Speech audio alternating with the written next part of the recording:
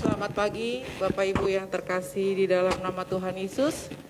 Selamat datang dan selamat beribadah kembali bagi jemaat yang berada di gereja maupun yang berada di rumah. Pada minggu pagi hari ini, kita akan dilayani oleh Bapak Pendeta Sulu Sutia. Dan pada minggu ini, kita akan menggunakan tata kebaktian khusus Hari Ulang Tahun ke-86 Gereja Kristen Pasundan.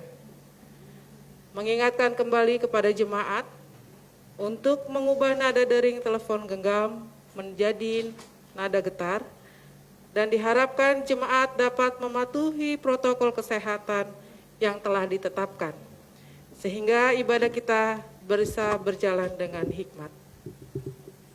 Mengingatkan kembali kepada jemaat yang berkebaktian di rumah, untuk menjaga suasana kebaktian, mempersiapkan ruangan di rumah sebagai ruangan kebaktian, dan mempersiapkan tubuh dan hati dengan sikap kebaktian.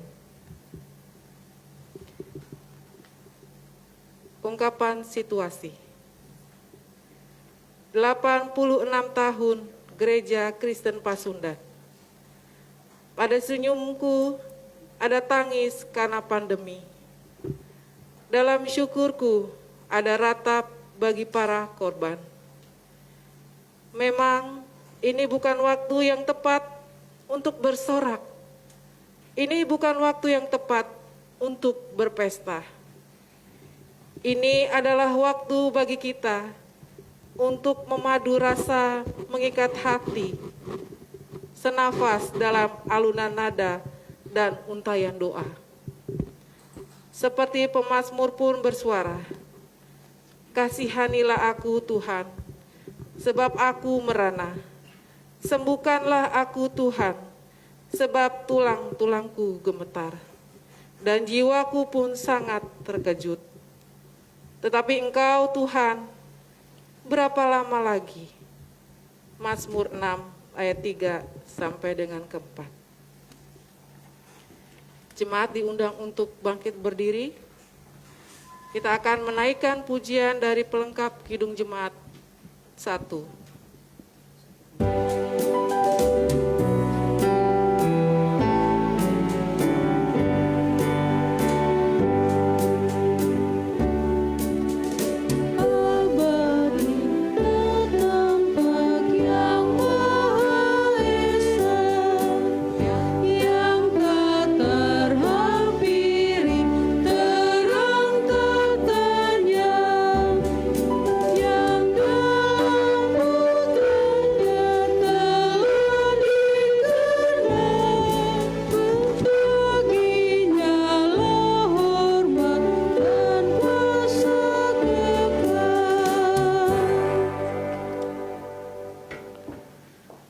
Bapak, Ibu, saudara-saudari, dan anak-anak yang dikasihi Tuhan, baik yang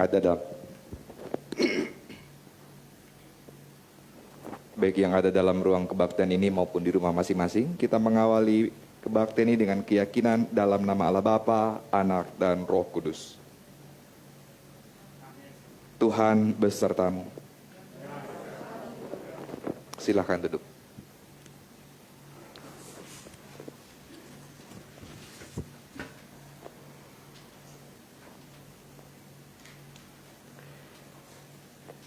Dalam pusaran bencana, manusia bertanya, Di manakah Tuhan? Apakah Tuhan melupakan umatnya? Bukankah Tuhan berkuasa atas segalanya? Mengapa dibiarkannya semua terjadi? Apakah Tuhan sengaja memberi derita ini pada manusia? Apakah Tuhan telah murka pada kita? Siapakah yang dapat menilai pekerjaannya? Siapakah yang mampu menyelami rancangannya? Sejauh manakah akal manusia dapat mengukur hikmat Allah? Apakah Tuhan lupa? Tidak. Sesungguhnya manusialah yang melupa. Lupa tentang arti ibadah yang sejati ketika manusia terjebak dalam ritual tanpa memberi hati. Lupa bagaimana ihwal kemanusiaan ketika manusia saling mendengki dan menyakiti. Lupa bagaimana harmoni kehidupan harus dijaga ketika manusia hanya berpikir tentang kuasa mengeksploitasi dan memangsa tanpa henti.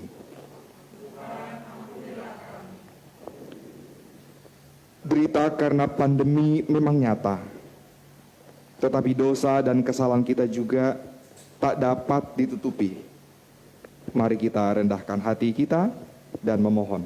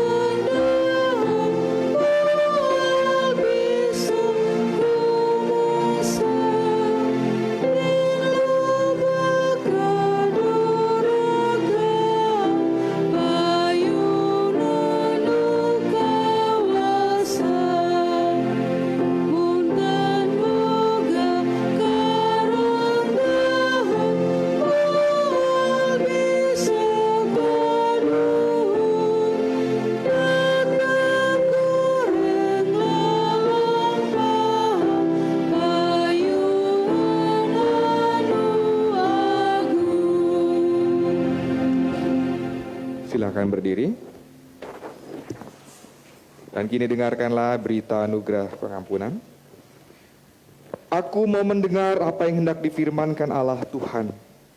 Bukankah ia hendak berbicara tentang damai kepada umatnya dan kepada orang-orang yang dikasihinya, supaya jangan mereka kembali pada kebodohan?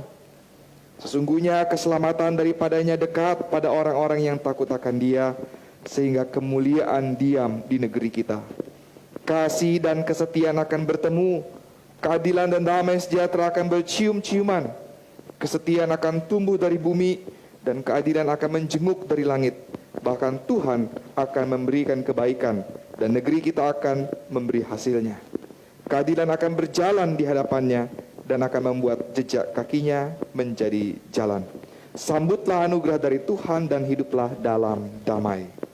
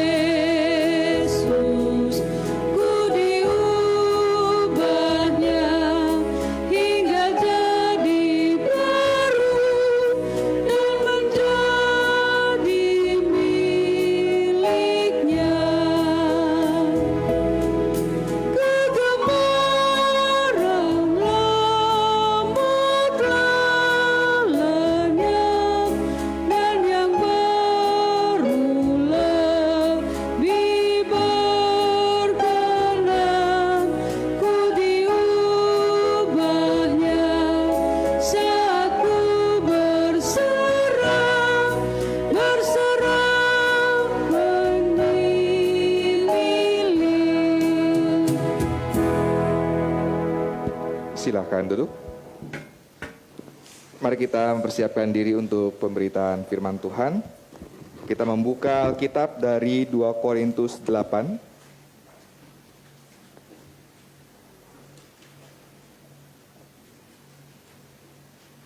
Ayat 7 sampai dengan 14. 2 Korintus 8 ayat 7 sampai dengan 14. Dan baiklah, sebelum kita membaca dan menghayatinya, kita memohon pertolongan Roh Kudus. Kita berdoa. Maha besar Allah pencipta langit dan bumi, Allah yang berkenan memperlengkapi hidup kami hingga saat ini. Allah yang juga berkenan mengiringi gereja Kristen Pasundan selama 86 tahun. Dan kami percaya ya Allah, Engkau tetap akan terus menolong, mendampingi kami, memelihara kami di keseharian kami.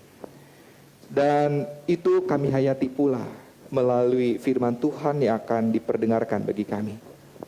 Kami percaya firman Tuhan yang akan diperdengarkan ini akan memelihara kami, bahkan menuntun kami menjadi pribadi yang lebih baik, menjadi gereja yang terus bertumbuh, mempraktekkan cinta kasih sebagaimana Engkau ajarkan bagi kami, lebih-lebih untuk kami pun dapat terus menjadi gereja yang bersyukur dalam segala situasi.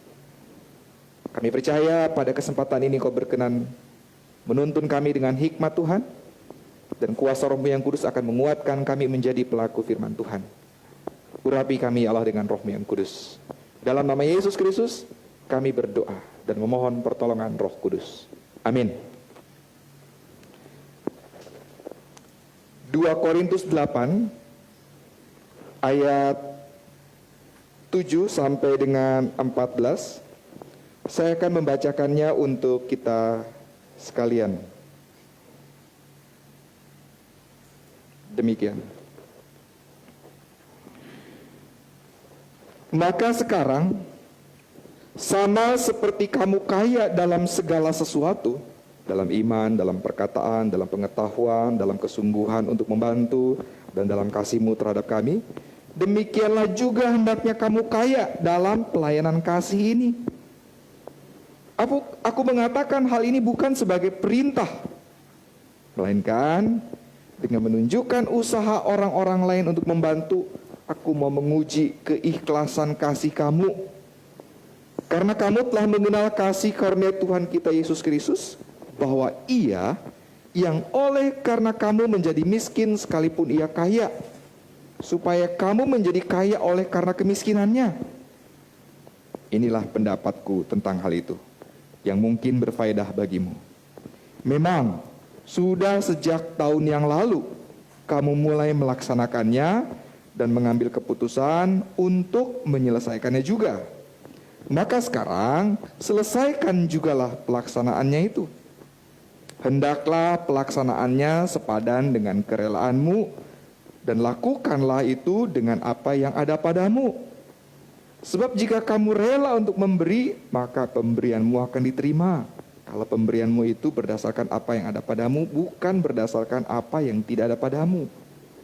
Sebab kamu dibebani bukanlah supaya orang-orang lain mendapat keringanan, tetapi supaya ada keseimbangan. Maka hendaklah sekarang ini kelebihan kamu mencukupkan kekurangan mereka, agar kelebihan mereka kemudian mencukupkan kekurangan kamu, supaya ada keseimbangan. Amin. Sampai demikian pembacaan Alkitab kita. Yang berbahagia ialah kita yang mendengar firman Tuhan dan memelihara dalam hidupnya. Haleluya. Haleluya, haleluya, haleluya.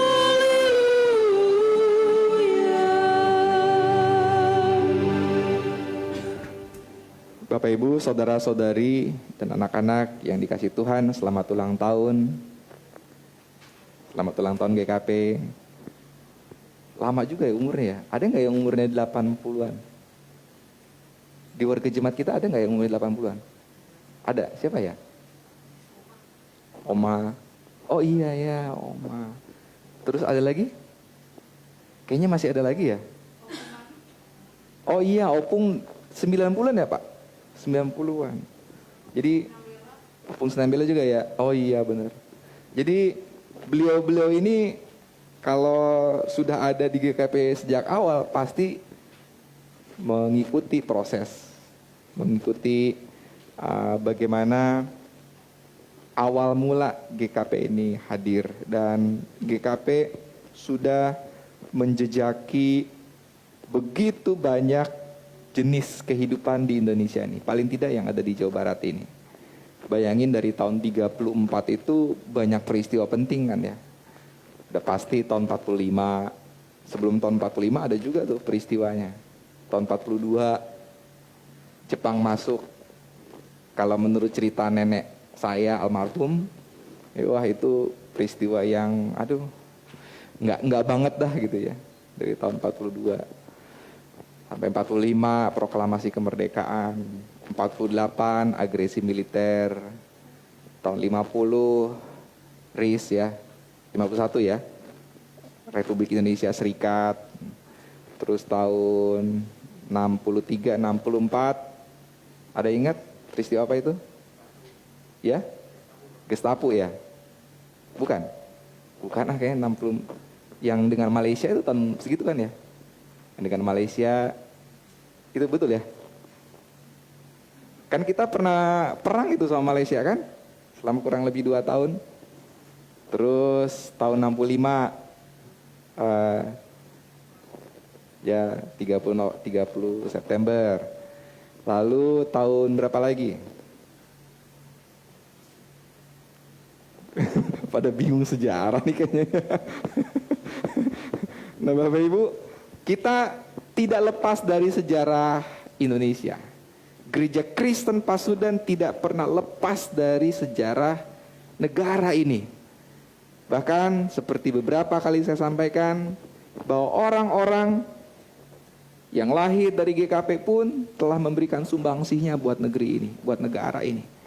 Karena kita memang menyadari bahwa GKP adalah gereja kontekstual, gereja yang ada di wilayah ini untuk melaksanakan fungsi dan perannya.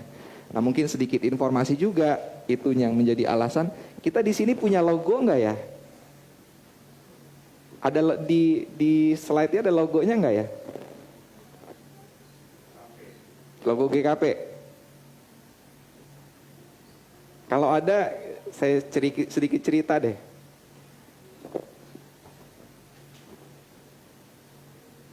Ada? Nah, bentuknya lingkaran ya, kayak stempel, memang kayak stempel. Ya seperti kebanyakan logo yang lain juga kadang-kadang bentuknya lingkaran seperti itu. Tapi yang menarik Bapak Ibu, logo GKP ini nggak ada salibnya loh. Bukan mungkin, salah satu dari sedikit logo gereja yang tidak ada salibnya. Kalau Bapak Ibu perhatikan, di Warta Jemaat, Bapak Ibu pegang Warta Jemaat, nah lebih enak pakai Warta Jemaat, karena ada logonya ya. Nggak ada salibnya loh. Ada tulisan saja, Gereja Kristen Pasundan, Yesus Kristus, Terang Dunia. Logonya. Kan begitu ya. Dulu tuh disebutnya itu Damar Dunia. Yesus Kristus Damar Dunia. Damar itu lampu minyak ya. Nah, yang menarik juga dari logo ini adalah di dalam lingkaran itu ada apa? Ada lukisan anak TK. Betul ya? Ada gunung, terus ada matahari. Matahari apa nih? Terbit apa tenggelam? Oh, enggak tahu ya. Matahari terbit tenggelam sama bagusnya kok itu tulisan Pendeta Joni Abednego. Kan tenggelam juga ada terang-terangnya juga. Ya, nggak tahu ini terbit atau tenggelam. Lalu apa lagi? Ada kotak-kotak petak-petak apa? Sawah. Asumsi kita itu sawah. Karena apa? Di sana ada pohon kelapa. Ada yang iseng, teman pendeta dulu waktu membahas tentang logo ini, ada kodoknya enggak? Kodoknya di mana gitu kan? Kan kalau kas Tanah Priangan mah sawah, nanti Ada kodoknya juga gitu ya. Oke lah. Nah, Bapak Ibu, logo ini menggambarkan kontekstualisasi gereja Kristen Pasundan di Tatar Sunda. Saya menyebut Tatar Sunda ya, bukan buat orang Sunda. Karena memang GKP itu bukanlah gereja suku, melainkan gereja wilayah. Pasundan itu merujuk pada istilah Pasundaan, yaitu Tatar Sunda. Tanah yang dikenalnya sebagai Sunda. Dulu yang namanya Sunda adalah meliputi Jawa Barat, Jakarta, Banten. 3 provinsi ini dulu disebutnya Tatar Sunda. Nah, kalau Jakarta kan dulu disebutnya sebagai apa? Sunda Kelapa. Ya, Sunda Kelapa. Itu Jakarta. Nah, Bapak Ibu Tuhan, sekali lagi di logo ini menggambarkan konteks latar belakang di mana GKP hadir. Jadi lokasinya bukanlah soal sukunya. Oleh karena itu Bapak Ibu, kita di GKP tidak anti dengan menggunakan bahasa-bahasa yang lain. Entah itu dalam pujian atau apa itu ya. Enggak ada masalah. Mau nyanyi pakai bahasa Jawa silahkan. Nyanyi pakai bahasa Batak, ayo.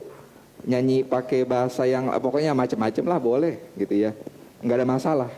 Karena orang-orang yang ada di dalam Tatar Sunda ini kan tidak melulu orang Sunda. Begitu ya. Nah, ini konteksnya. Sehingga dengan latar belakang inilah GKP selalu membawa dan mengarahkan dirinya bermanfaat untuk konteks lokal. Harapannya GKP selalu menjadi membawa peran, selalu menjadi gereja yang membawa peran untuk menghadirkan kesejahteraan, kedamaian, pokoknya situasi yang baik untuk konteks lokal kita.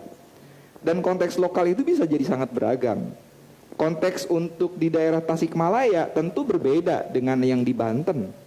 Atau yang ada di pesisir utara Pulau Jawa, Jawa Barat, di wilayah Jawa Barat, itu tentu berbeda dengan daerah yang di selatan kayak di Sukabumi, terus pos kebaktian Marga Mulianya di sana, atau daerah Cianjur Selatan. Dulu ada yang namanya buaya di selatan itu, Ranca Buaya. Berbeda, konteksnya itu beda-beda. Yang di Kampung Sawah berbeda konteksnya dengan yang di Cirebon ataupun di Bandung. Penyelesaian terhadap situasi masalah tertentu pun tentu nggak bisa seragam, Bapak Ibu. Nah, ini GKP dengan demikian menjadi gereja yang begitu cair, begitu fleksibel dengan konteks lokalnya. Dan kemarin sempat disinggung juga dalam rangka perayaan hari ulang tahun GKP kan ada diskusi se-GKP ya, tentang temanya adalah tentang gotong royong, dan ketemu tuh dari Tamiang, ceritanya apa? Pak Pendetanya cerita tuh, semangat banget tuh di Tamiang. Ya, cinta ya. Lalu di mana? Seroja juga itu dilibatkan. Dan ini khas yang tidak dimiliki juga oleh beberapa jemaat yang lain.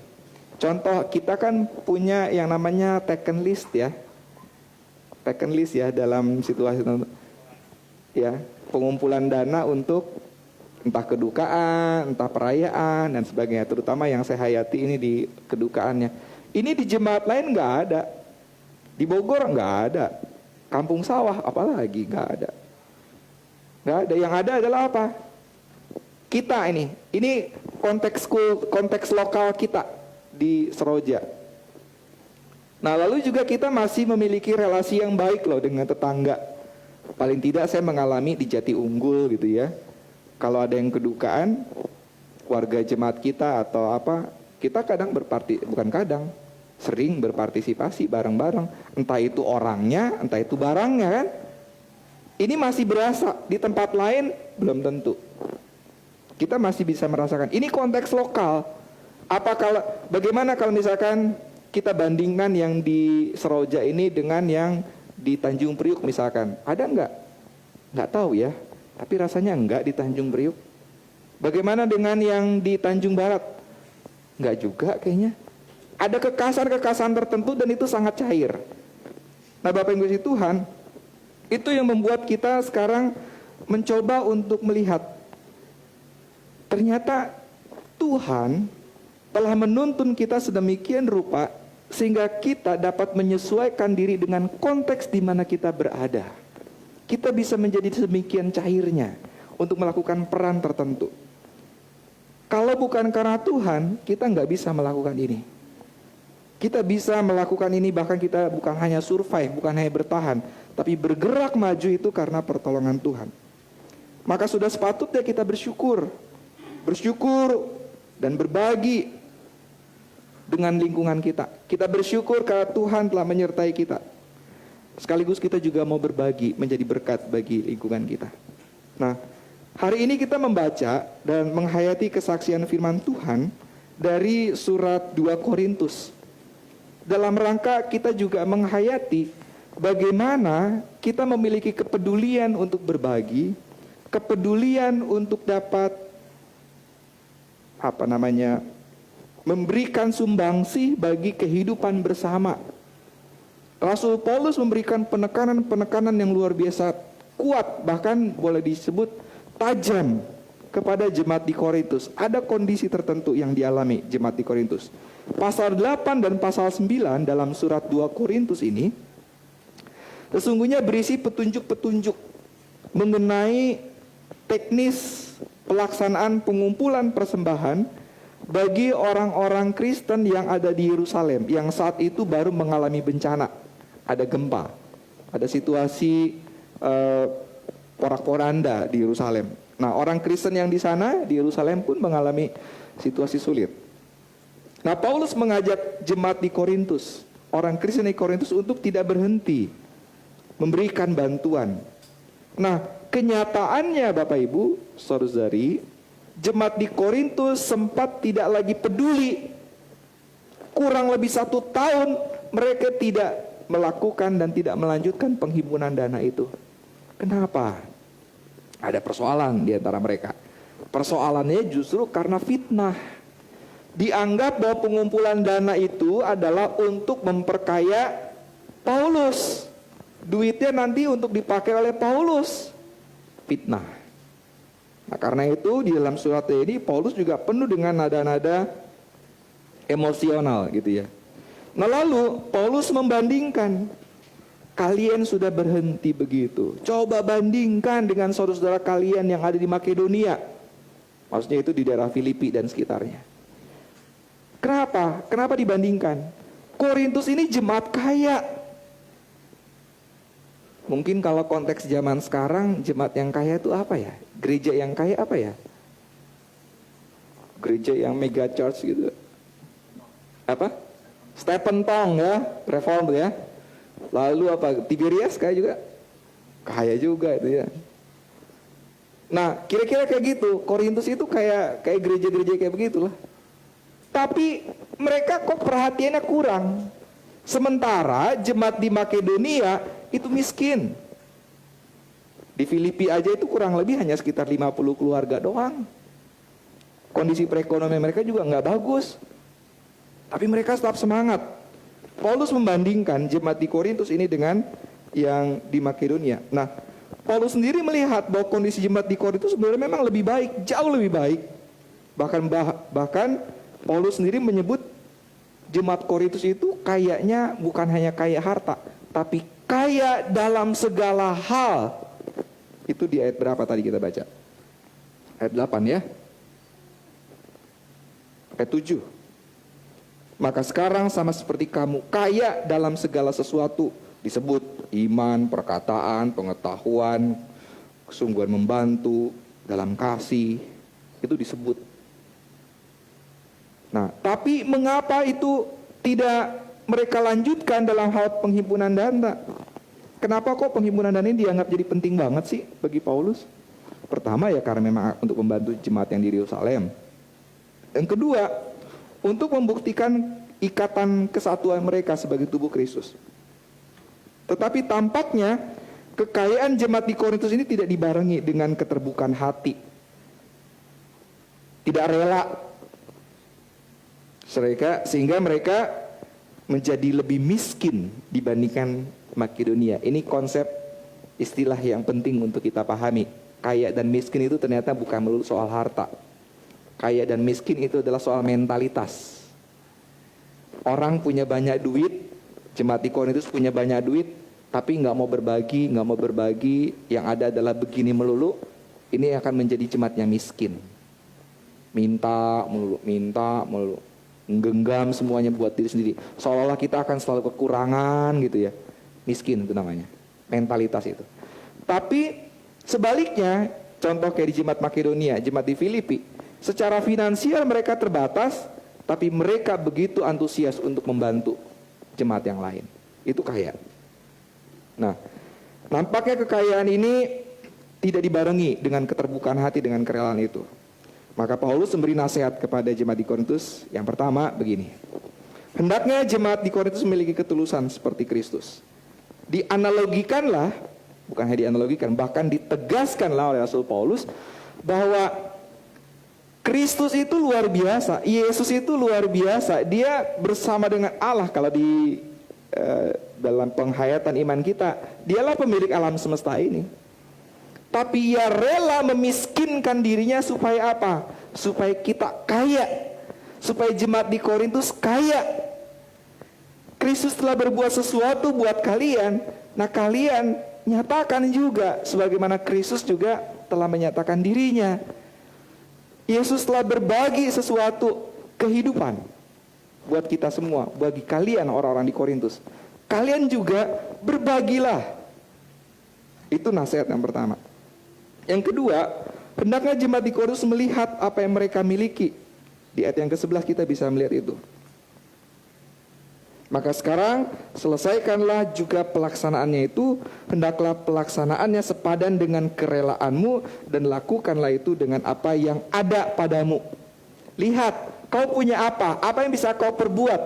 Ini mirip dengan peristiwa ketika Tuhan Yesus memberi makan berapa ribu orang? Ada dua peristiwa lah ya, 4.000 dan 5.000 orang. Kau punya apa? Aduh, si Andreas bilang apa, Filipus bilang apa kan? Ini mah punya. Ya, memang mereka lihat, tapi kemudian mereka melihat dari sudut kekurangannya. Justru Paulus bersama dengan Tuhan Yesus juga ya. Tuhan Yesus dalam peristiwa itu kan untuk mengajak Tuhan kalau mau memberi berkat itu tidak akan terhalangi oleh apapun. Segala keterbatasan itu bahkan bisa dipakai oleh Tuhan untuk menghadirkan berkat. Dari 5 roti, 2 ikan, jadi berapa? 12 bakul katanya. 12 itu keranjang. Itu luar biasa, Ibu. Nah, sekarang jemaat di Korintus, kau miliki apa? Apa yang kau miliki? Banyak. Lah dari segitu banyaknya itu, kenapa nggak bagi-bagi berkat gitu loh? Kira-kira begitu tegasnya. Yang ketiga, hendaknya jemaat di Korintus tidak melihat pelayanan kasih itu sebagai beban, melainkan menempatkannya untuk menjaga keseimbangan. Sama, saya pikir prinsip ini juga pernah kita berlakukan ya di awal-awal ya. Di awal-awal pandemi, sekitar bulan Maret, kita melakukan bulan apa ya waktu itu ya? April kali ya? Maret kita baru mulai pandeminya ya. Terus kita mulai berbagi itu sekitar April kayaknya ya. Adalah sekitar 1,5 bulan ya kita lakukan ya, kurang lebih ya. Nah, ini prinsipnya apa? Keseimbangan. Kalau kita mau melakukannya lagi sekarang pun, ayo. Dengan kondisi kita sekarang, saya pikir kita juga memang perlu melihat lagi apa yang dibutuhkan. Tapi jiwanya itu yang penting. Jiwa untuk tetap menjaga keseimbangan. Jangan terjadi situasi yang jomplang. Bukan maksudnya dalam konteks ini jadi sama rata sama rasa gitu ya. Bukan itu prinsipnya. Tapi ada keseimbangan. Sesuai dengan porsi tertentu, sesuai dengan kebutuhannya. Bisa nggak kita berbagi? Bisa nggak kita melihat kekurangan atau keterbatasan orang lain itu juga sebagai kekurangan kita? Bisa nggak kita berbela rasa di situ? Nah, prinsip-prinsip yang seperti itu yang kemudian diarahkan. Nah, GKP dalam situasi pandemik ini pun perlu melihat diri, apa sih yang bisa kita lakukan? Saya hendak memperluas bukan hanya dalam situasi pandemi, walaupun tema yang diangkat itu adalah menjadi gereja yang bersyukur dan berbagi di tengah pandemi. Gereja sudah melakukan sesuatu, ya. Dalam konteks kelembagaan maupun dalam konteks pribadi, kita melakukan sesuatu. Banyak yang sudah kita perbuat, bahkan saya mengapresiasi anak-anak kita, pemuda-pemuda, remaja, itu bulan Agustus ya, kalau nggak salah September. Ya, ada 50 paket ya. 30 paket kita berbagi ke warga-warga yang punya keterbatasan. Kalau nggak salah di tukang beca ya, dan ya tukang beca. Ya, bukan berarti saya mengatakan ini bukan mau menyebut bahwa seolah tukang beca itu pekerjaan yang buruk, bukan ya. Tapi kita menyebut ini sebagai gambaran ada kondisi-kondisi orang yang secara finansial itu sangat terbatas. Itu aja sebenarnya. Bukan bermaksud untuk melecehkan atau merendahkan, tidak ada maksud sama sekali. Nah, kita melakukan itu. Tetapi menurut saya poinnya bukan melakukannya, bukan semata-mata diwujudkan dalam pelaksanaannya, melainkan juga integral satu paket dengan niat. Niat saja tanpa tindakan ya sama juga bohong. Tindakan saja tanpa niat yang tulus, niat yang baik juga sama juga bohong sebenarnya. Ini satu paket dan saya mengapresiasi. Saya berharap anak-anak remaja, pemuda ini tetap menjaga mentalitas seperti itu, semangat yang seperti itu, semangat berbagi.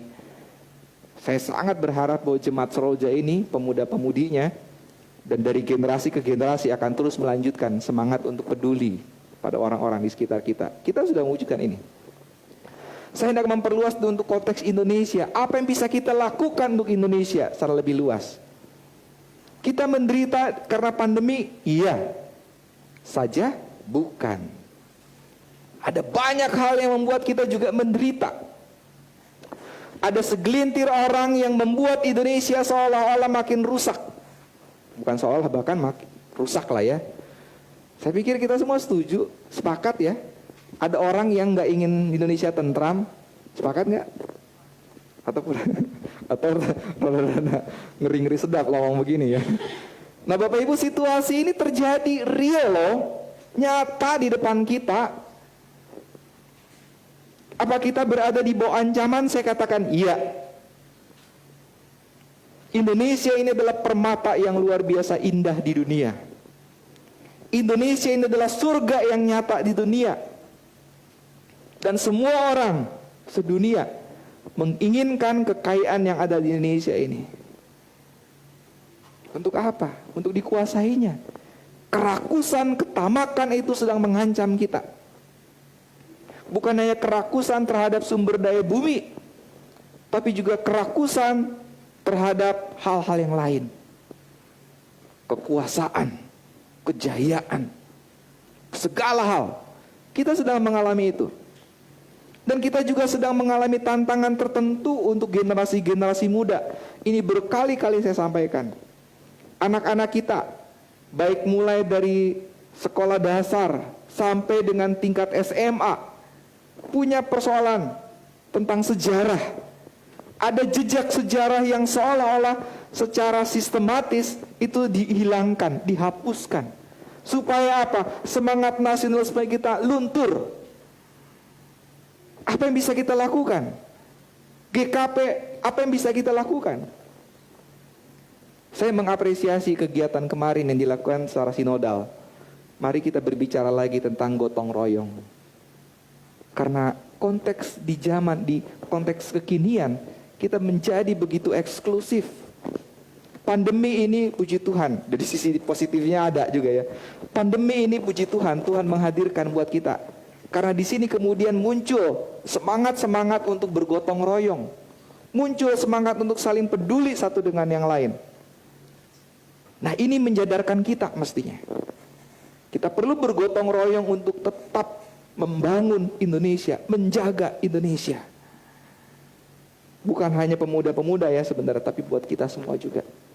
Buat Bapak Ibu sekalian, terutama yang sudah sepuh, yang punya cerita sejarah di masa lalu tentang Indonesia, ceritakan. Jangan ragu, harus diceritakan. Ada arisan, ada kumpul-kumpul, nggak apa-apa disisipi cerita tentang sejarah masa lalu. Nggak ada yang salah dengan itu. Ceritakan. Apa yang dilakukan oleh DI Panjaitan, ceritakan. Apa yang dilakukan oleh Daan Mogot, ceritakan. Apa yang dilakukan oleh Yosudarso, ceritakan. Apa yang dilakukan Patimura, ceritakan. Apa yang dilakukan oleh Sisingamangaraja, ceritakan. Supaya apa? Semangat nasionalisme kita, kebanggaan kita terhadap negeri ini bangkit lagi.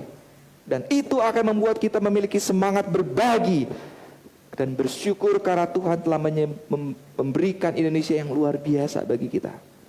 Dalam beberapa kesempatan khotbah yang lalu saya mengingatkan, kita nggak perlu menjadi seperti Amerika, yang tokoh-tokoh pahlawan itu fiktif semua. Iya kan? Tokoh pahlawan Amerika mana? Siapa? Sebut namanya. Kapten Amerika. Seriusan? Betul, tokoh pahlawan Amerika yaitu Kapten Amerika. Terus mana lagi? Superman. Spiderman. Fiktif semua. Indonesia nggak perlu bikin tokoh-tokoh hayalan. Betul nggak? Tokohnya jelas ada di depan mata kita. Tugu-tugunya ada, nama-namanya selalu terpampang di pinggir jalan. Betul nggak? Patimura ada namanya, nama jalannya. Sulusutia, Om Dada. Iya kan? Belum meninggal ya Bu ya, belum jadi pahlawan juga. Bayangkan di tiap jalan-jalan, Sudirman apalagi, wah itu mau di mana-mana kan? Jenderal besar. Bandara namanya juga nama-nama tokoh pahlawan kita. Iya kan? Di Jakarta Halim Perdana Kusuma, pahlawan. Soekarno, Hatta. Soekarno marganya Hatta.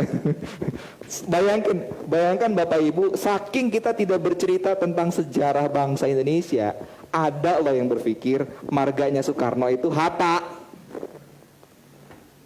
Dipikir Soekarno Hatta itu satu orang. Ngeri kan? Padahal kita mau membangun loh. Gereja perlu bersyukur. Gereja di Indonesia, GKP perlu bersyukur dengan konteks kita Indonesia yang begitu kaya. Maka cara kita bersyukurnya, ayo kita berbagi informasi, kita berbagi semangat, kita berbagi berkat secara finansial. Iya, semuanya kita berbagi, memberikan sumbangsi kita buat negeri ini.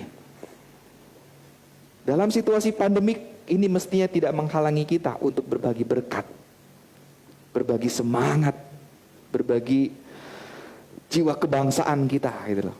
Tingkatkan lagi.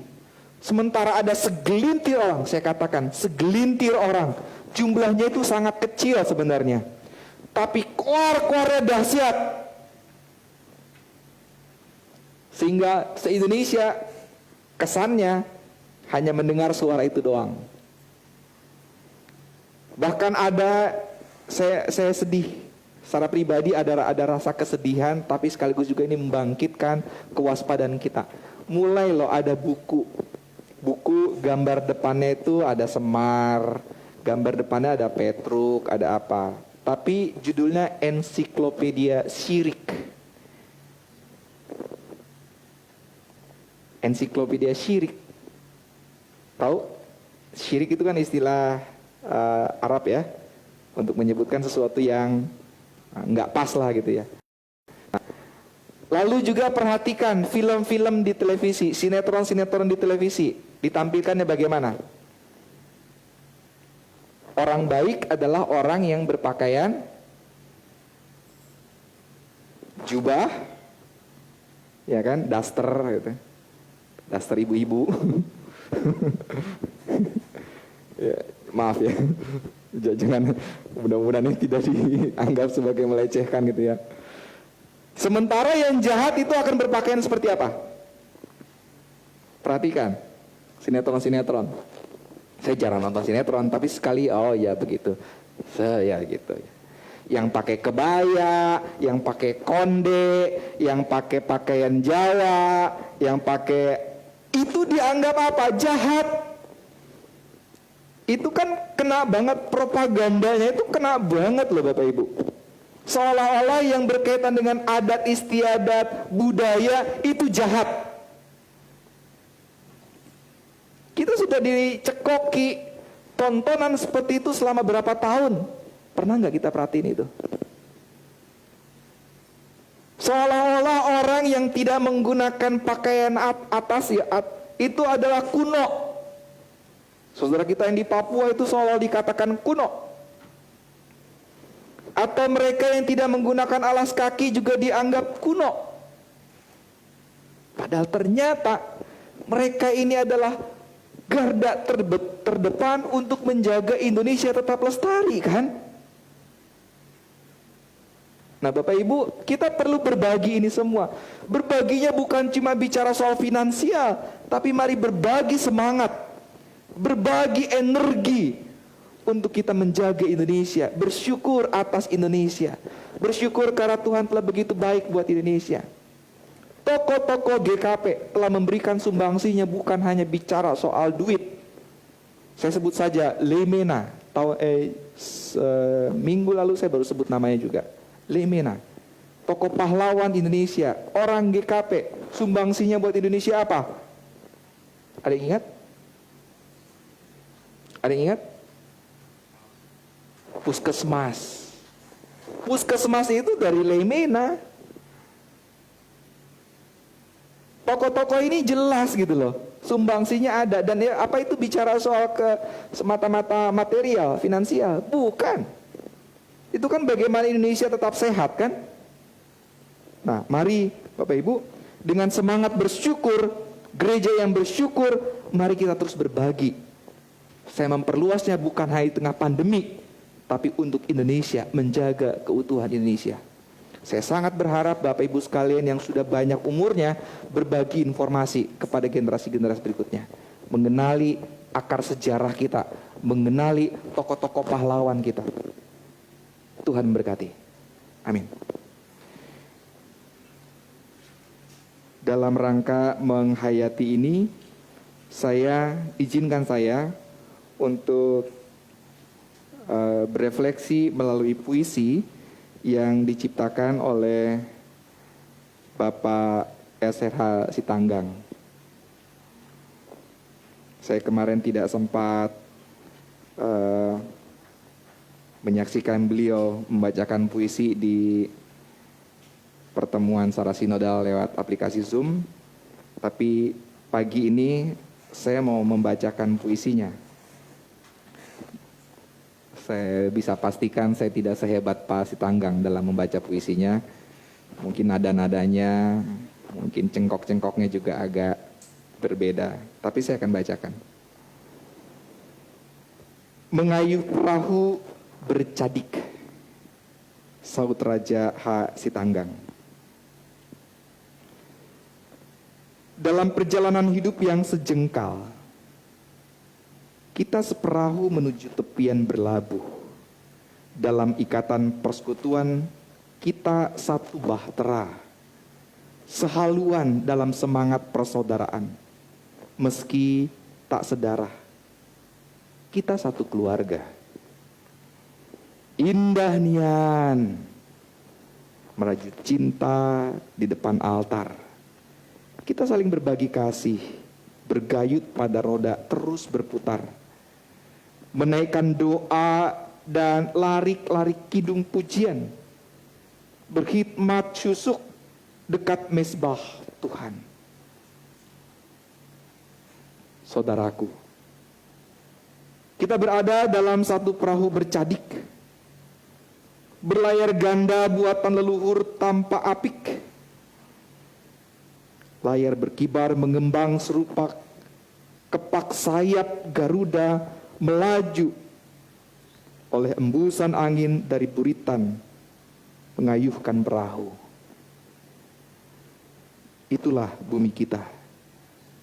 Rumah bersama yang mesti dirawat sepenuh jiwa raga.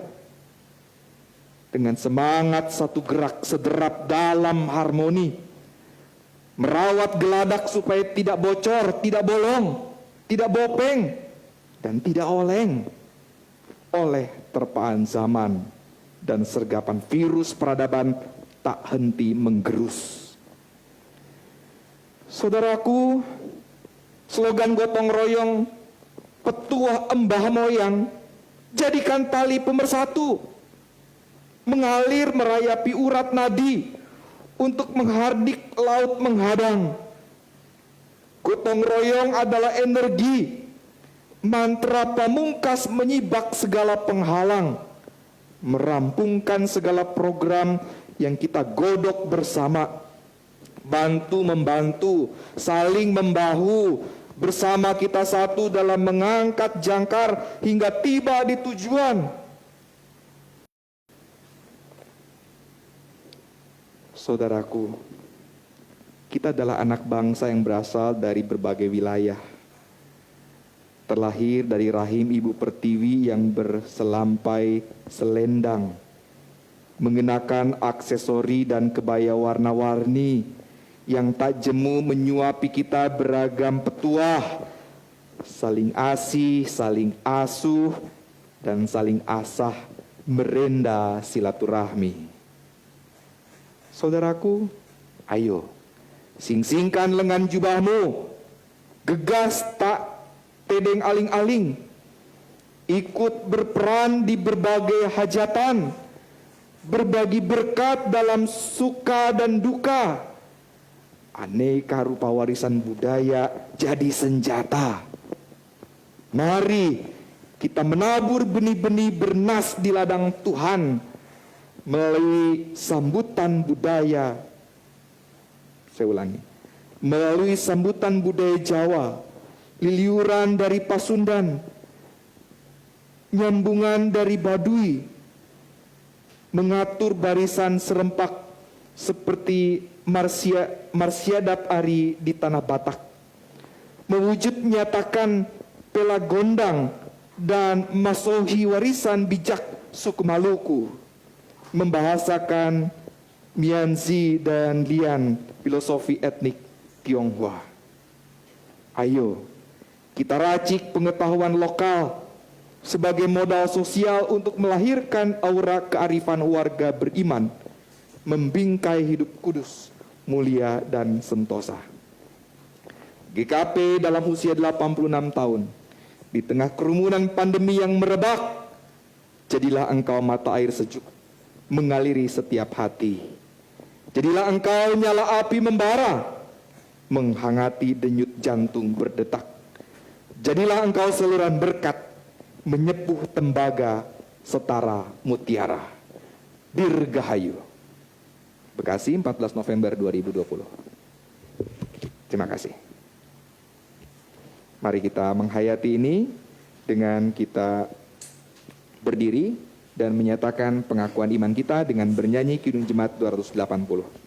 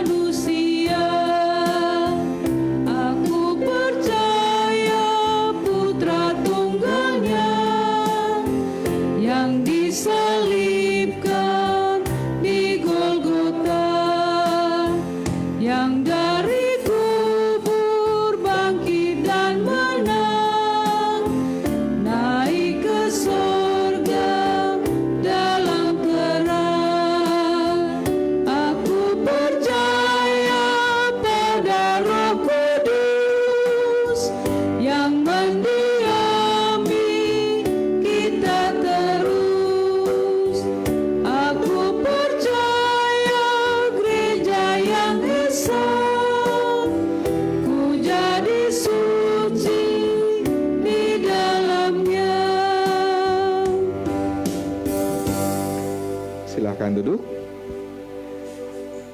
Bapak Ibu Saudara-saudari, kita akan memasuki doa umat yang akan terbagi ke dalam 3 bagian.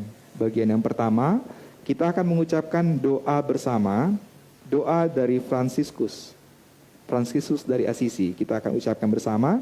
Setelah itu saya akan melanjutkan doa syafaat dan nanti akan kita tutup bersama mengucapkan doa Bapa kami. Mari bersama-sama. Tuhan, jadikanlah aku pembawa damai. Bila terjadi kebencian, jadikanlah aku pembawa cinta kasih. Bila terjadi penghinaan, jadikanlah aku pembawa pengampunan. Bila terjadi perselisihan, jadikanlah aku pembawa kerukunan. Bila terjadi kebimbangan, jadikanlah aku pembawa kepastian. Bila terjadi kesesatan, jadikanlah aku pembawa kebenaran. Bila terjadi kesematan, jadikanlah aku pembawa harapan. Bila terjadi kesedihan, jadikanlah aku sumber kegembiraan. Bila terjadi kegelapan, jadikanlah aku pembawa terang. Tuhan, semoga aku ingin menghibur daripada dihibur, memahami daripada dipahami, mencintai daripada dicintai. Sebab dengan memberi aku menerima, dengan mengampuni aku diampuni, dengan mati aku menerima kebangkitan untuk hidup selama-lamanya. Allah yang mengasihi kami sungguh bersyukur untuk hari ini, untuk kami boleh menghayati ulang usia 86 tahun Gereja Kristen Pasundan, menghayati ulang tentang pemeliharaan dan berkat-Mu bagi Gereja Kristen Pasundan. Kami percaya ya Allah, selama 86 tahun ini Engkau mengawal Gereja Kristen Pasundan, Engkau juga tetap akan terus mengawal kami di masa-masa selanjutnya. Dan kami menyadari ya Allah, bahwa Gereja Kristen Pasundan adalah bagian integral dari Indonesia. Maka bila Roh-Mu yang Kudus menolong kami, betul-betul memberikan sumbangsih kami bagi Indonesia. Walaupun juga dalam segala keterbatasan kami lemah. Tapi kami percaya Engkau yang akan menguatkan kami. Paling tidak biarlah mampukan kami juga bersumbangsi bagi konteks lokal di mana kami berada. Kuat kuasa Roh-Mu yang Kudus kiranya menjiwai kami, ya Allah. Kami bersyukur juga untuk setiap nafas kehidupan yang Engkau karuniakan bagi kami. Lebih-lebih untuk beberapa saudara kami yang dalam minggu ini Engkau tambahkan usianya 1 tahun lagi. Saudara Putra Ruhut Samosir, Bapak Ronald Pahladi Pardede, Ibu Dorminali Borugultom, Ibu Atin Supriyatin, Ananda Davin Elmeyer Putra Nugraha, Ibu Lampita Hotnauli Barustompul, Saudari Novita Elizabeth, Bapak Ronald Pandotan Sihaan, Burneng, Saudara Reynold Novrianto Samosir, Ananda Natasha Tiur Maida Borus Lemban Tobing, Bapak Heri Jubitomi Panjaitan, Ibu Eli Sri Khotimah, Bapak Ieskel Novianto. Kami percaya ya Allah, bahwa pertambahan usia ini yang Engkau karuniakan bagi mereka, sekaligus juga menjadi tanda bahwa Engkau berkenan memberkati kehidupan mereka hari demi hari, dan menjadikan mereka sebagai saksi Kristus, saksi tentang kebaikan karya Allah di tengah-tengah kehidupannya. Kami bersyukur juga untuk kehadiran setiap orang tua kami, anak-anak kami, kerabat kami, pasangan hidup kami, dan setiap orang yang ada dalam lingkungan keluarga kami. Engkau menghadirkan mereka semua sebagai tanda Tuhan juga tetap mengasihi kami.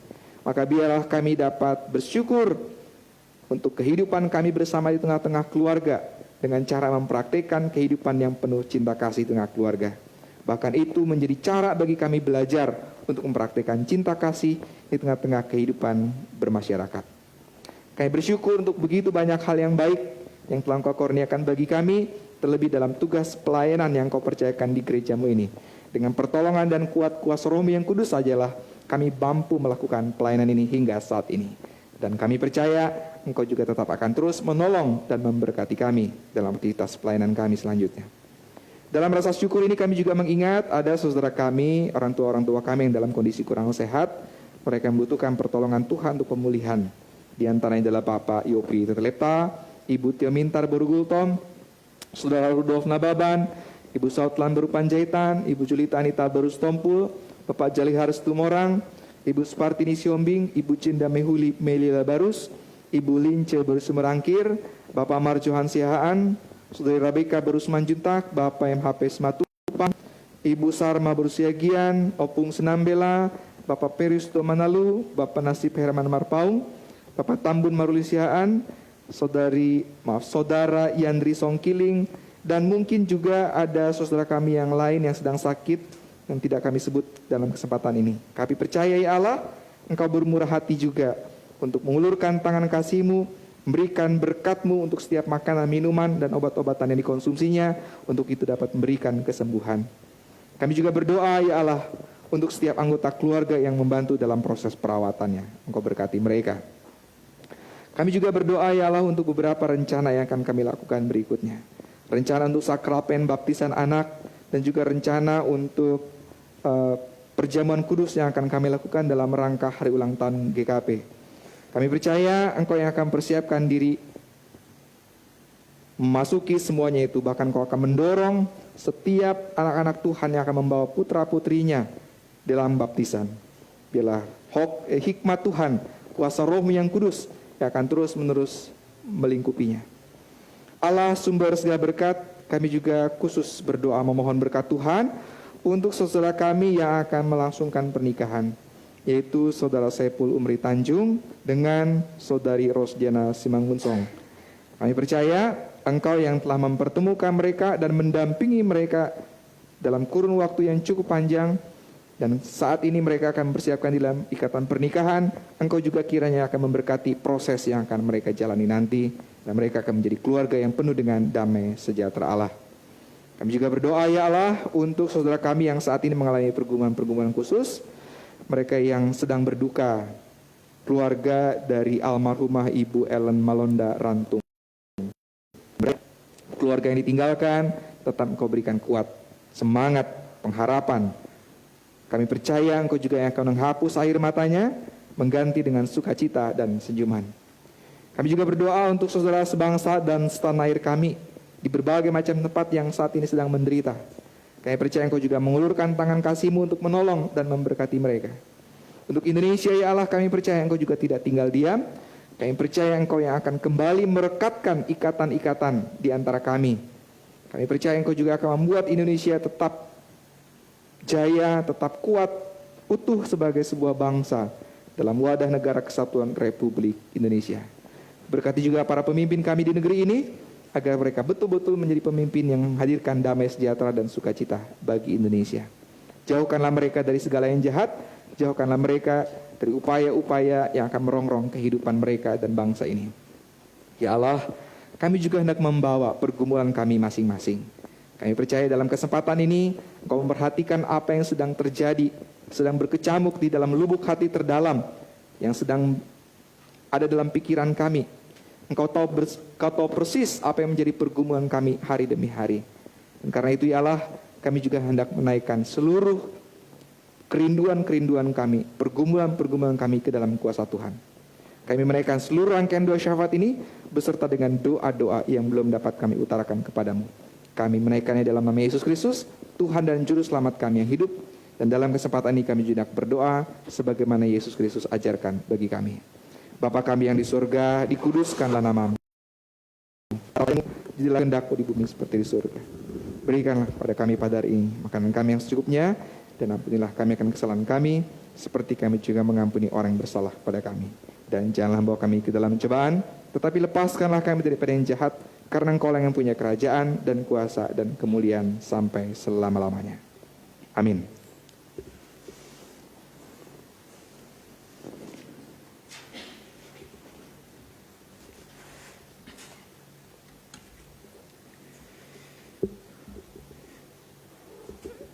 Selamat pagi Bapak Ibu, saudara-saudari seluruh jemaat Tuhan di GKP Jemaat Soroja, baik yang ada di ruangan ini maupun yang berada di rumah masing-masing.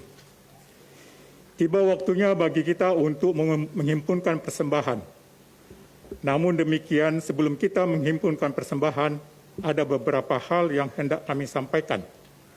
Pertama, dengan mengingat kondisi yang masih belum berjalan normal, maka persembahan dapat dihimpun dengan cara mengumpulkannya per keluarga pada amplop yang telah Bapak Ibu khususkan. lalu menyerahkannya kepada majelis jemaat yang ada di sektor masing-masing. Yang kedua, persembahan dapat pula diserahkan pada saat nanti situasi sudah kembali berlangsung normal.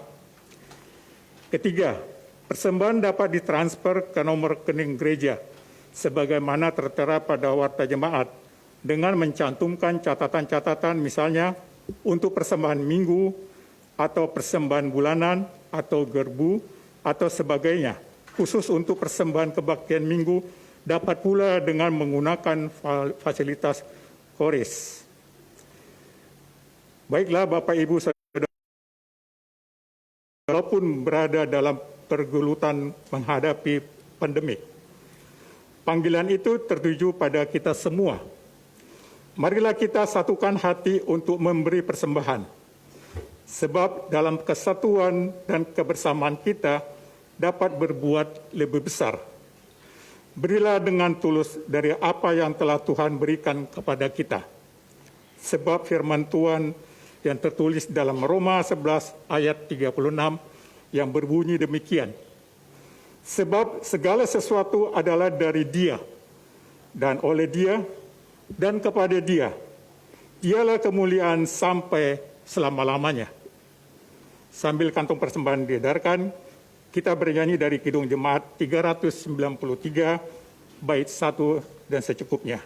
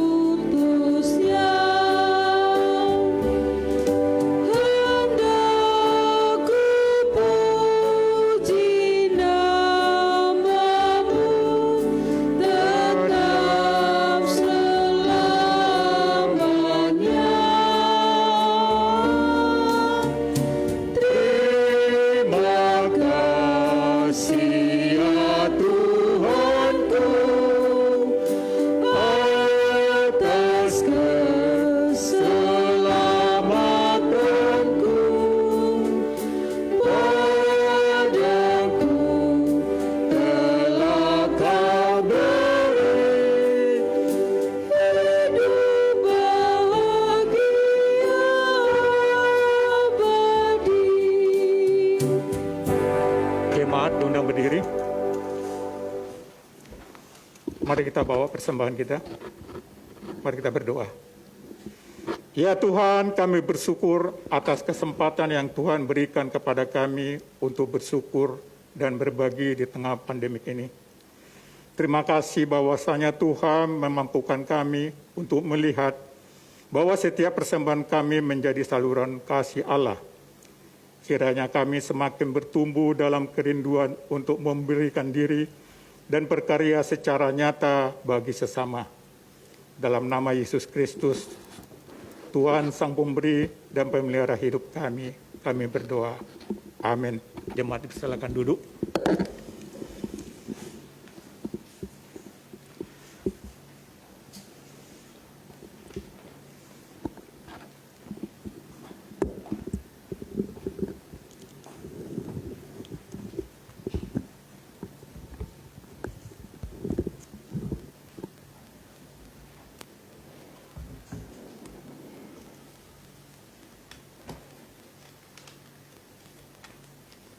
Warta Jemaat, Minggu 15 November 2020, bidang peribadahan.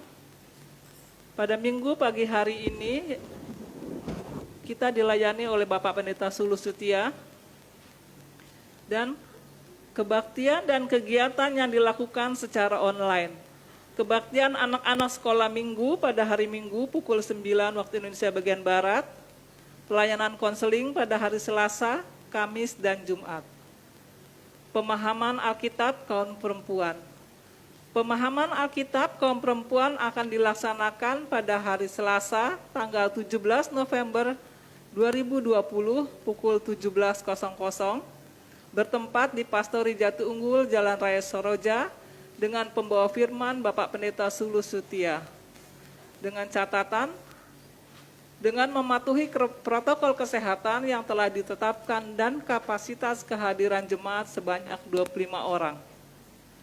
Kebaktian tengah minggu akan dilaksanakan pada hari Rabu, tanggal 18 November 2020, pukul 19.30 WIB, bertempat di Pastori Jati Unggul, Jalan Raya Seroja, dengan pembawa firman Pendeta Sulu Setia, juga dengan catatan, yaitu kehadiran jemaat hanya sebatas 25 orang. Kebaktian syukur. Kebaktian syukur dalam rangka martupol antara saudara Felix Samuel Sitompul dengan saudari Erika Silvina Hasitorus akan dilaksanakan pada hari Sabtu tanggal 21 November 2020 pukul 10 WIB, bertempat di GKP Seroja, Jalan Tomat nomor 50, Kompleks Seroja, nomor 5A. Catatan, dengan mematuhi protokol kesehatan yang telah ditetapkan dan kapasitas kehadiran jemaat sebanyak 40 orang.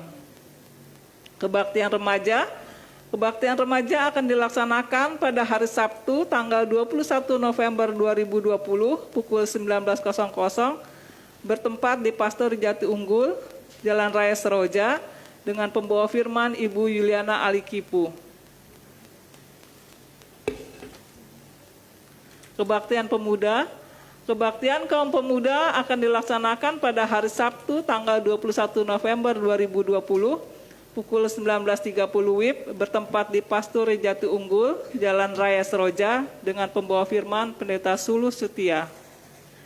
Perjamuan Kudus.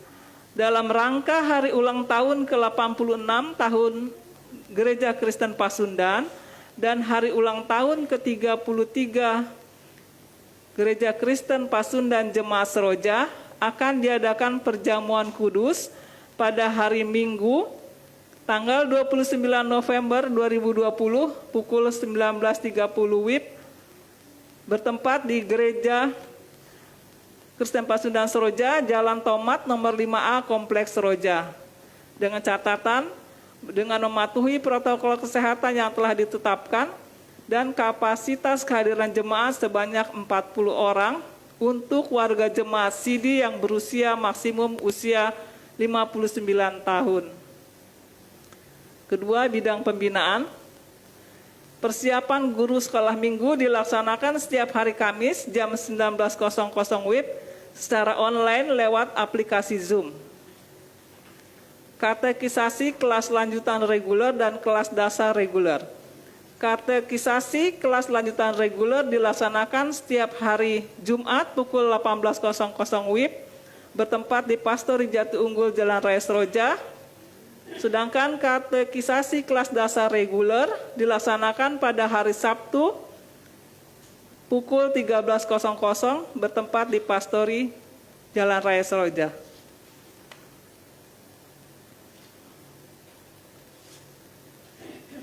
Sakramen baptisan anak. Dengan mempertimbangkan satu, kebijakan pemerintah Kota Bekasi berkaitan dengan kondisi pandemik COVID-19 di wilayah Kota Bekasi dan sekitarnya. Kedua, hasil konven pendeta GKP tanggal 28 sampai dengan 30 September tentang baptisan kudus di tengah situasi kebencanaan. Dalam hal ini kebencanaan pandemi COVID-19. Ketiga, kebutuhan spiritual warga jemaat. Maka di kondisi yang sangat khusus, yaitu dalam masa pandemi COVID-19, Majelis Jemaat GKP Seroja bersepakat untuk memfasilitasi dan memberikan kesempatan bagi warga jemaat yang hendak membaptiskan anaknya. Adapun rencana pelaksanaan sakramen baptisan kudus akan dilaksanakan pada hari Minggu tanggal 6 Desember 2020. Untuk itu bagi orang-orang tua yang berkerinduan dan bersedia membaptiskan anaknya, disilahkan mendaftarkan, dan pendaftaran sakramen baptisan anak sudah dibuka mulai tanggal 18 Oktober sampai dengan Kamis 19 November 2020. Orang tua calon baptis diwajibkan hadir dalam percakapan dengan pendeta dan majelis yang akan dilaksanakan pada sermon di hari Jumat tanggal 20 November 2020 jam 19.30 WIB di Pastori Jati Unggul. Atestasi masuk. Majelis Jemaat telah menerima atestasi masuk atas diri nama Bapak Ferry Kurnianto Putro, alamat Perumahan Cibiru, Jalan Tirta Kencana 1, 76, Lipo, Cikarang. Sesuai dengan Peraturan Pelaksanaan Tata Gereja atau PPTG GKP pasal 39 ayat 3B, kami Majelis Jemaat mengucapkan selamat bergabung menjadi anggota Jemaat Gereja Kristen Pasundan Jemaat Seroja. Tuhan Yesus memberkati. Atestasi keluar. Diinformasikan kepada Jemaat GKP Seroja bahwa Ibu Helmin Porang Timori Borus Situmeang pindah ke keanggotaannya ke GBI Mutiara Bekasi. Kami ucapkan terima kasih untuk pelayanannya selama menjadi anggota GKP Seroja. Harapan kami biarlah semakin giat melayani di tempat pelayanan yang baru. Tuhan Yesus memberkati. Pemberkatan nikah warta pertama. Akan dilaksanakan pemberkatan nikah bagi saudara Saipul Umri Tanjung, asal Jemaat GKP Seroja, putra dari Bapak Baharudin Tanjung dengan Ibu Nursinta Borunababan, dengan saudari Rosdiana Simangunsong, asal Jemaat HKBP Kaliabang Tengah, putri dari Bapak almarhum Aren Parulian Simangunsong dengan Ibu Nurmaya Borusi Hombing. Pemberkatan akan dilakukan pada hari Sabtu tanggal 28 November 2020 pukul 10 WIB, dan pemberkatan nikah dilaksanakan dilayani oleh HKBP Harapan Jaya. Setelah menikah, Bapak Saudari Saipul Umri Tanjung akan tetap menjadi Jemaat GKP Seroja. Berita duka cita. Telah berpulang ke rumah Bapa di surga, almarhumah Ibu Ellen Malunda Rantung pada hari Senin tanggal 9 November 2020 pukul 11.30 WIB dalam usia 63 tahun di RSUD Bekasi. Pemakaman telah dilaksanakan pada hari Rabu tanggal 10 November 2020 di pemakaman TPU Perwira. seluruh warga jemaat GKP Seroja dan Majelis Jemaat Seroja mengucapkan bela sungkawa yang mendalam. Semoga keluarga yang ditinggalkan mendapatkan penghiburan dan kekuatan dari Allah Bapa di surga. Untuk warta keuangan, Bapak Ibu dapat melihatnya pada WA grup jemaat. Demikian warta jemaat, Tuhan memberkati.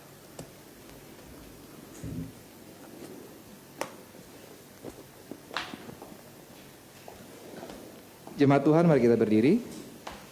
Kita akan nyanyikan nyanyian penutup Kidung Gabungan 216.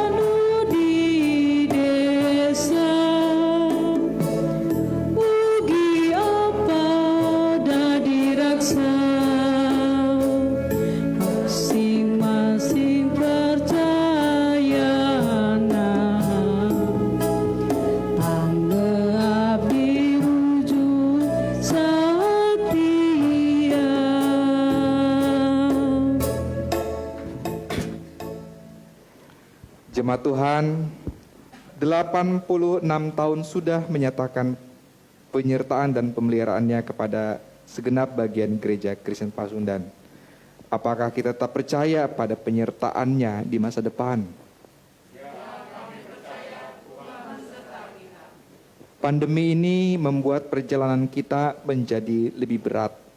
Begitu banyak pergumulan dan penderitaan yang menghadang kita. Apakah kita akan terus melangkah?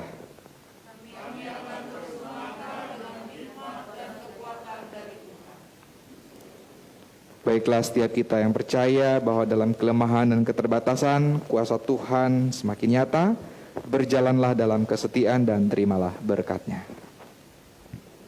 Semoga Allah sumber pengharapan memenuhi kamu dengan segala sukacita dan damai sejahtera, dan dalam iman kamu, supaya oleh kekuatan Roh Kudus, kamu berlimpah-limpah dalam pengharapan. Amin.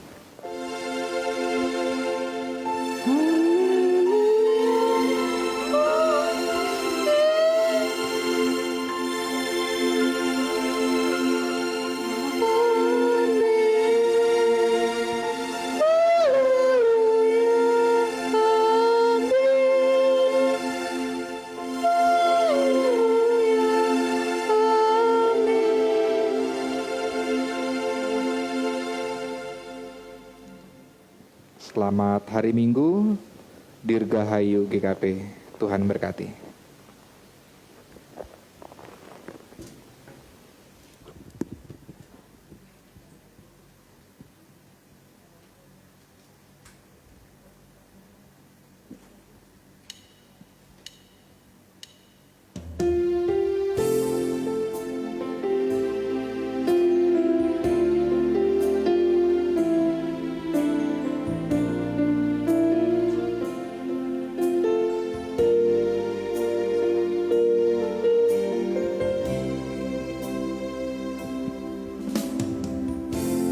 Kami rendahkan diri di hadapan-Mu, membawa hancur hati saat berseru, agar kami saling melengkapi tubuh-Mu, seperti Kau dan Yesus adalah satu. Jadikan kami satu seperti kerinduan-Ku, agar dunia tahu bukti nyata dari kasih-Mu. Sebelum kami pergi memberitakan kasih-Mu, mulailah dari kami lebih dulu. Jadikan kami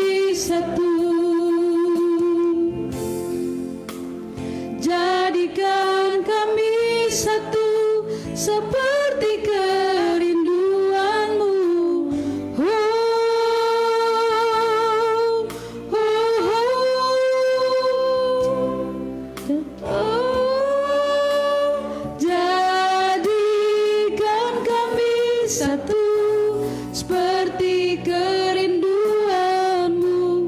agar dunia tahu bukti nyata dari kasih-Mu. Sebelum kami pergi memberitakan kasih-Mu,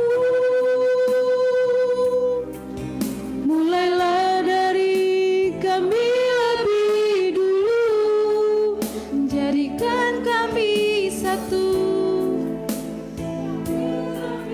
Dulu, jadikan kami satu.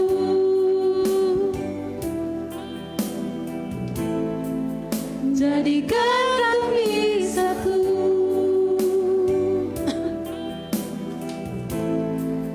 Jadikan kami satu.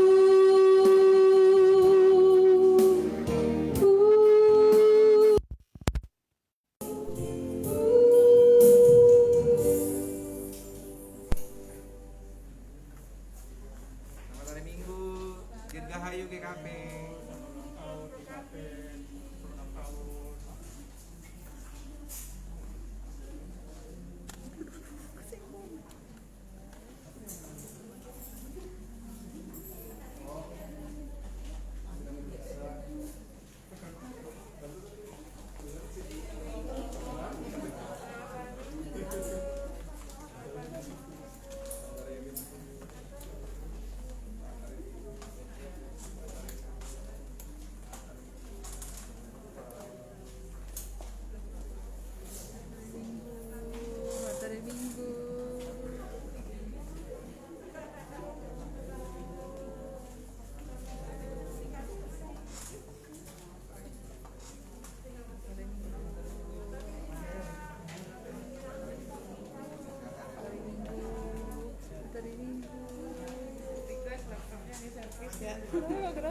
Gerak-gerak.